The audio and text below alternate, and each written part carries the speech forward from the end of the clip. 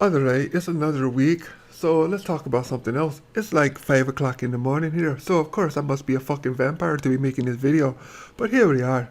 With the rise of video games into the common marketplace, and it proving to be a $1 billion industry that just keeps growing every year, you would assume that making video games as a profession would be a stable career choice now, wouldn't you?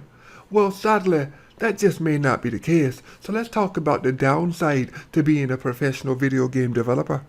You see, while making video games for the company can often get you at around $50,000 to $100,000 a year, there are many problems that come with that nice chunk of change. So let's talk about the more drastic ones as a way to save time. Alright, now first is traveling.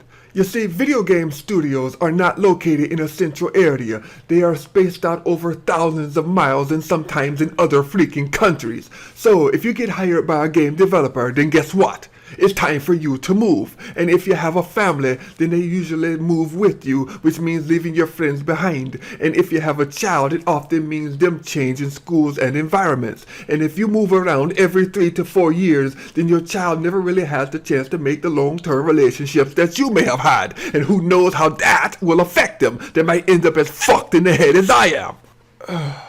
Alright, maybe I'm getting a little bit too angry because I haven't been to sleep yet, so yeah, me. But that leads us into our next topic, which is crunch time. When a game's deadline for release is close, get ready to spend 12 to 16 hours a day in front of your computer finishing up the work.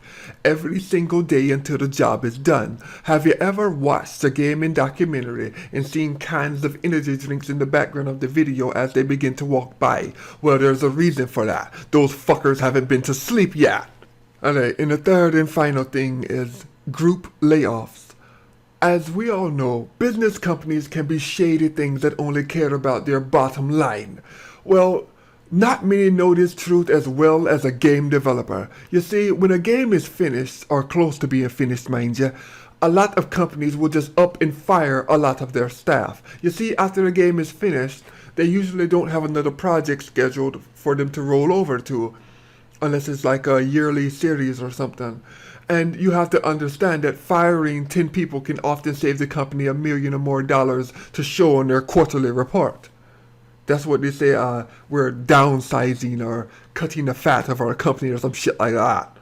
Now, it's not all bad. Some employers make real efforts to set their employees up with other jobs when they release them. But that brings us back to our first problem. If they do help them get another gaming job, it might just be on the other side of the freaking country. So it's time to pack your bags and take another road trip. God, do I sound mad? I shouldn't. I'm not mad. I'm not mad. I'm awake. Maybe that's just a fucking problem. But anyway. And just for reference, Ubisoft has around 2,700 employees, and Activision has a whopping 6,900 employees, and who knows how many EA has at the moment. And just recently, Activision fired about 30 employees, saving themselves about $2.5 million.